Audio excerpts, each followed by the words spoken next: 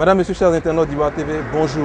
Merci de suivre les rendez-vous de l'immobilier. C'est avec beaucoup de plaisir que je vous retrouve pour cette émission.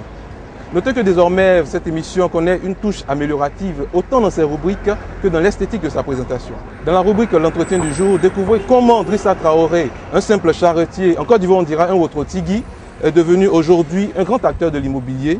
Il nous en donne son témoignage.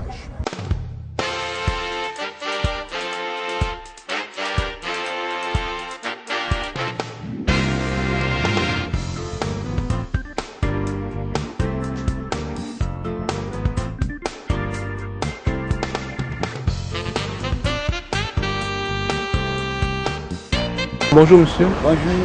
Comment vous appelez? Moi c'est monsieur Traoré Drissa. Traoré Drissa. Oui, oui. Et qu'est-ce que vous faites? Bon, en fait, je vends des briques et puis sable, avec ciment, avec fer à béton. Mais comment est-ce que vous êtes arrivé dans ce métier? Bon, je suis un jeune malien.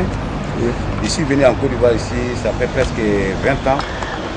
J'ai croisé un patron qui s'appelle, c'est un jeune burkinabé, que j'ai commencé à pousser autour avec lui.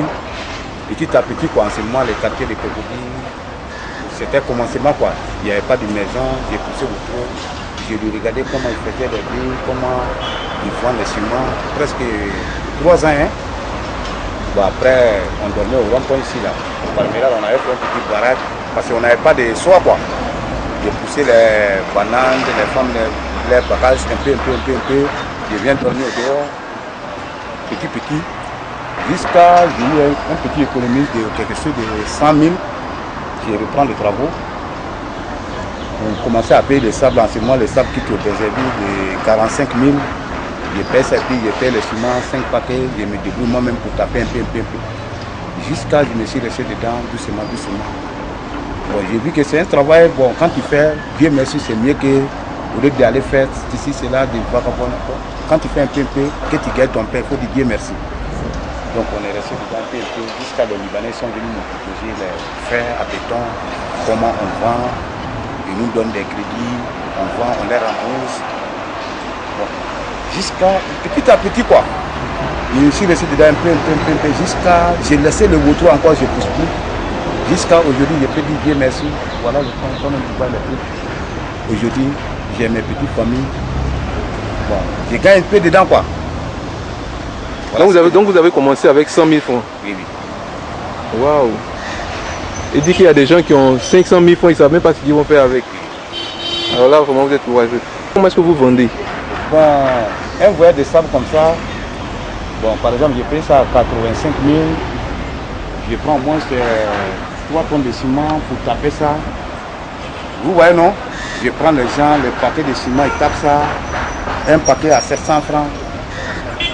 Bon, quand je calcule les 3 tonnes de ciment avec les 1 voyage de sable que je dépense, après quand je vends, je sais que je peux avoir au moins minimum 40 000. Bon, si j'ai beaucoup de clients, bon, 40 000. J'ai une petite maison, quand j'ai gagne au moins 2 fois de marché comme ça, ou bien 3, ça peut me permettre pour payer des maisons que j'habite dedans avec les, comment on appelle, mes enfants pour pouvoir nourrir sans les faire se balancer. Ah, c'est vrai. Quel appel vous pouvez lancer à ceux qui vous écoutent, qui vous regardent depuis le monde entier? Oui. Qu'est-ce que vous pouvez leur dire? Puis, bon, ce que nous on peut dire à eux, bon, avec notre travail, il y a beaucoup qui sont de l'argent, ils ne savent pas qu'est-ce qu'il faut faire. Bon, souvent, il faut venir. Il y a plein de travail à faire.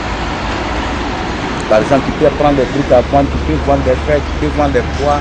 C'est-à-dire, il y a plein de travaux. Bon, nous-mêmes qui est là, par exemple, on a commencé avec quelque chose de... On poussait autour, on a commencé avec 100 000 francs. Mais aujourd'hui, comme tu vois, il y a des briques. Et si je n'étais pas courageux pour commencer un peu, est-ce que je peux arriver à cela? Voilà le problème, qu'est-ce que je peux les lancer. Quels sont vos projets? Qu'est-ce que vous voulez faire après ça? Bon, j'ai pris bon Dieu que vraiment que les sociétés aussi viennent pour qu'on puisse travailler ensemble pour voir évoluer le travail que j'ai fait aussi. C'est ça. Alors tu veux travailler avec d'autres sociétés? Voilà. Ah, là, c'est bien. Comme les gens de Sotaci. Oui. Bon, tu vois, non, bon, aujourd'hui, il y a plein de sociétés qui sont venues ajouter, même les Sotaci, il y a des Bernabé, il y a des Chinois, bon, il y a plein de gens de sociétés qui sont venus. Aujourd'hui, eux-mêmes viennent nous voir aujourd'hui pour pouvoir négocier avec nous, pour pouvoir travailler. Bon, tout ça là, quand ça commence à aller, je sais que mon atelier là, bientôt, grâce à bon Dieu, ça va devenir grand un jour, puisque tout ça. Mais vous avez choisi de fabriquer des briques. Oui. Pourquoi ne pas laisser les entrepreneurs payer le ciment Oui. et puis fabriquer des briques? Oui. Pourquoi vous fabriquez des briques? Bon, on fabrique des briques pour vendre des entrepreneurs, tu vois, bon, souvent il y a des gens, ils sont pressés, le moment de pluie, ça garde, bon, quand il y a des briques, ça dit il y a des minimums, quand ils mettent le ciment bien, parce qu'il y a des gens qui font faire que vraiment les briques ne dosent pas bien, quoi. Mais si toi tu mets le ciment bien, les entrepreneurs ils viennent regarder, ah les briques ça là, par exemple, tu vois, ça c'est les woody, vous voyez non? Bon, il y a des gens, au lieu de prendre du temps pour pouvoir couper, il vient comme ça, il nous voit, bon, vous là, ça coûte comme vous s'entendez, et puis qu'il lui-même, ça facilite le travail des entrepreneurs. Là, c'est plus rapide, quoi. C'est plus rapide que le travail avance. Bon, au lieu de lui va le payer ciment, peut-être où il est en train de construire, il n'y a pas assez de place pour pouvoir taper les briques, ça devient complication sur sa tête.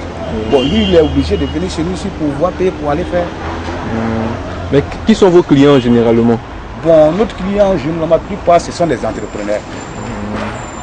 Avec les chefs maçons, qu'on a plein de contacts avec eux, qui nous appellent pour des briques, du fer, du ciment, qu'on travaille avec eux. Ok, en tout cas, merci. Merci beaucoup.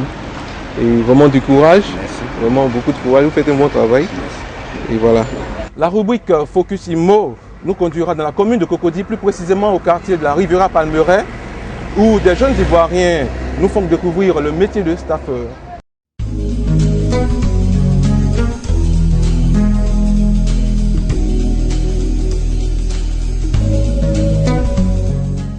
Nombreux sont aujourd'hui à Abidjan ces jeunes déscolarisés pour certains, universitaires diplômés pour d'autres, à s'engager dans l'apprentissage d'un métier.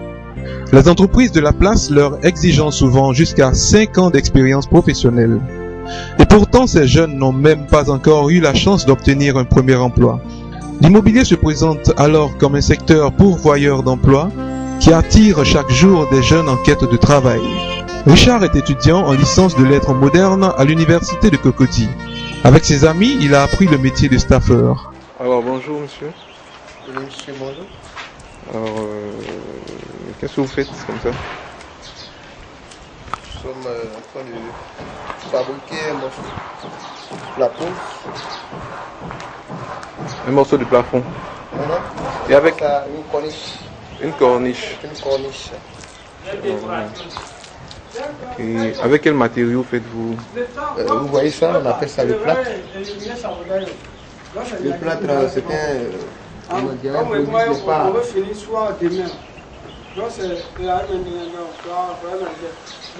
Le plâtre,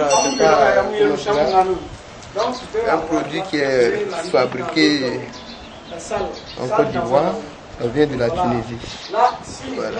Donc nous ne disposons pas, comment dire là, de matériel ici en Côte d'Ivoire. C'est du matériel importé. Donc il y a le plâtre, hein? Et puis quoi encore? Le plâtre, bon, et puis on utilise aussi de l'huile, voilà, de l'huile, pour pouvoir graisser le moule, faciliter, n'est-ce pas, l'enlèvement du morceau fabriqué. Voilà. Le bon, ça colle sur le moule. Ah d'accord. Mais les motifs, comment est-ce que vous faites pour... Qui dessine les motifs? Et les motifs sont préfabriqués d'ailleurs dans un quartier d'Abidjan ici, comment dire, au Dieu Plateau, à Cocody ici. Voilà. Donc, mais normalement, chaque staffeur a ses propres motifs. Hein. Bon. Mais le motif qui sera... bon, lorsque le staffeur va venir, il va vous présenter ses motifs au propriétaire de la maison. S'ils sont d'accord, il choisit le motif du staffeur. Si, comment dire, le propriétaire veut d'autres motifs, alors il va se rendre au Dieu Plateau, voir le pays. Et le staffeur va s'occuper de la fabrication, comme je le fais présentement. D'accord. Comment êtes-vous arrivé à ce métier? Bon, vous savez, dans la vie, il y a des choses qui arrivent sans qu'on le veuille. Hein? Voilà. Mais bon, le staff, c'est quelque chose que j'ai apprécié d'un ami, Jean-Luc, que je salue au passage. Selon moi, je suis d'abord et avant tout un étudiant. Je sais beaucoup dit. de l'université de Cocody. Voilà, je suis Cocody à Abidjan. En licence. Voilà, bon. Il ne faut pas aussi s'asseoir comme ça si le concours ne marche pas. Il faudrait quand même avoir quelque chose pour pouvoir gagner son pain. Voilà. C'est chose pourquoi vous me voyez en train de faire du staff. D'accord. Ok. Mais ça dit que dès que la rentrée démarre, vous recommencez les cours. C'est un peu comme un travail de vacances ou bien? Non, pas un travail de vacances.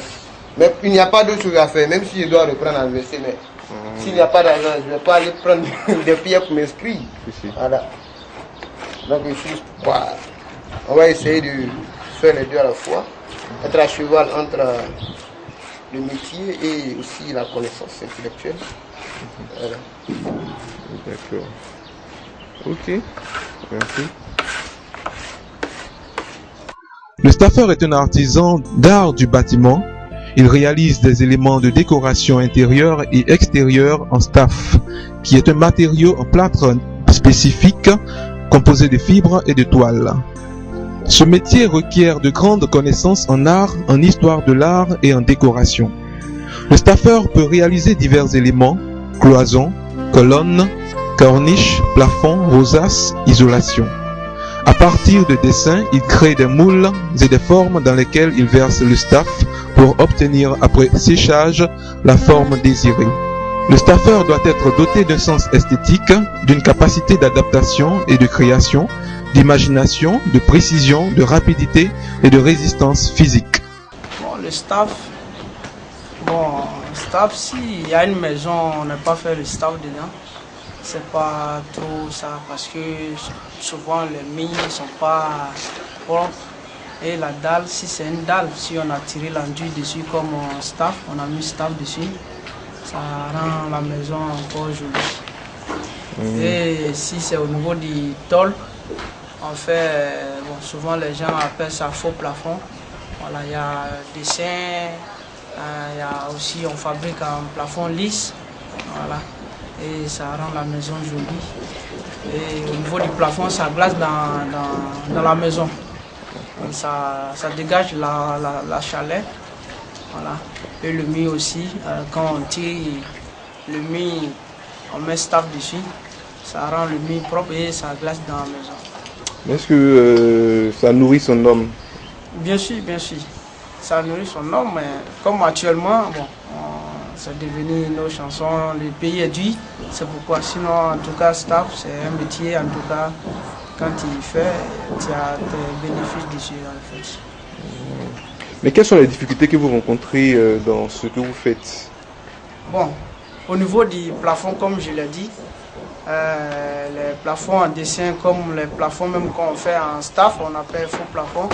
En tout cas, il y a plusieurs décorations, où on appelle décoration, voilà. Et souvent on peut demander des plans qui sont compliqués. Les 2 niveaux, 3 niveaux, il y a beaucoup de plans, il y a beaucoup de motifs, voilà.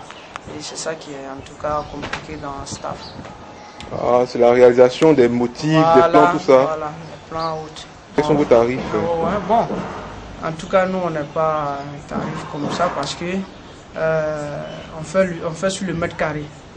Okay. Le mètre carré, si c'est au niveau du plafond, comme j'ai dit, faux plafond, à les dessins, on peut aller comme 4000, 4500. On peut discuter.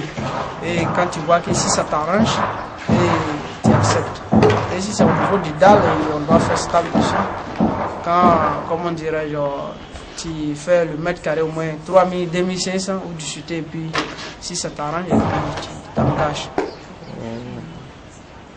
Donc ce prix-là, c'est le prix sur le marché. Hein. Voilà. Ah, vous avez un syndicat? Non, on n'est pas des syndicats, donc on n'est pas un prix fixe comme ça. Enfin, une autre bonne nouvelle, la rubrique Immob Actu, qui se veut être le journal de l'immobilier, en lequel vous retrouverez toute l'actualité nationale et internationale concernant l'immobilier.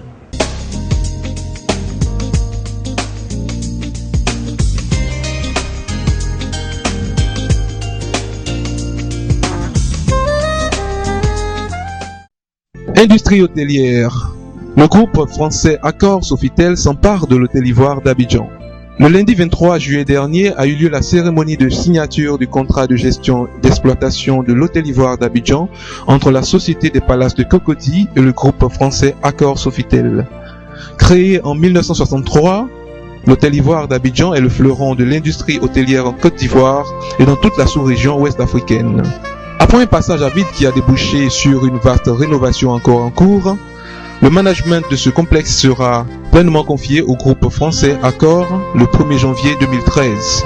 À travers cette convention, Accor s'engage à accompagner financièrement la modernisation de l'hôtel grâce à un investissement de 2,5 milliards de francs CFA. Développement durable. Bientôt de nouveaux plans d'urbanisme pour la Côte d'Ivoire. Le ministère de la Construction et de l'Urbanisme a procédé le 9 août dernier à Abidjan Plateau au lancement des études d'urbanisme des chefs-lieux de région et de district de Côte d'Ivoire pour mettre fin à l'anarchie. Ces études visent à doter les villes de Côte d'Ivoire de documents de planification stratégique à l'effet de maîtriser leur développement.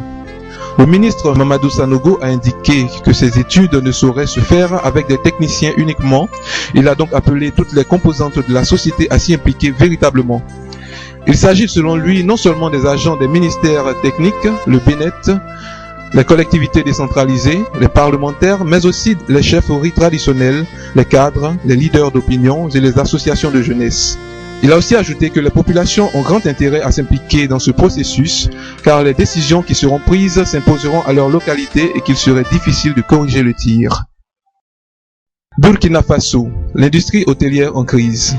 L'industrie hôtelière du Burkina Faso connaît une véritable crise du fait que les Burkinabés, dans leur grande majorité, ne fréquentent pas les services touristiques et hôteliers, et ce, malgré l'existence de multiples manifestations culturelles et touristiques et les avantages qu'offrent les services touristiques et hôteliers. Ce constat est celui de la Fédération des organisations patronales de l'hôtellerie et du tourisme du Burkina.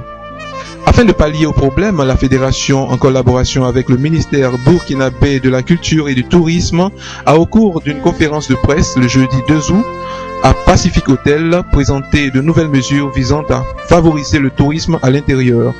En guise de solution, Pierre Zungrana, le président de la dite fédération, a annoncé une collaboration avec Air Burkina dans le sens d'offrir aux résidents burkinabés des avions, des hôtels et des excursions pour faciliter le flux touristique et hôtelier. La mesure phare est la réduction de 25% des tarifs de leurs prestations. Alors, c'est ici que prend fin notre émission de ce jour. Merci de nous avoir suivis. C'est avec beaucoup de plaisir que je vous ai présenté cette émission. Je vous donne rendez-vous la prochaine fois pour un autre numéro des Rendez-vous de l'immobilier. D'ici là, portez-vous bien.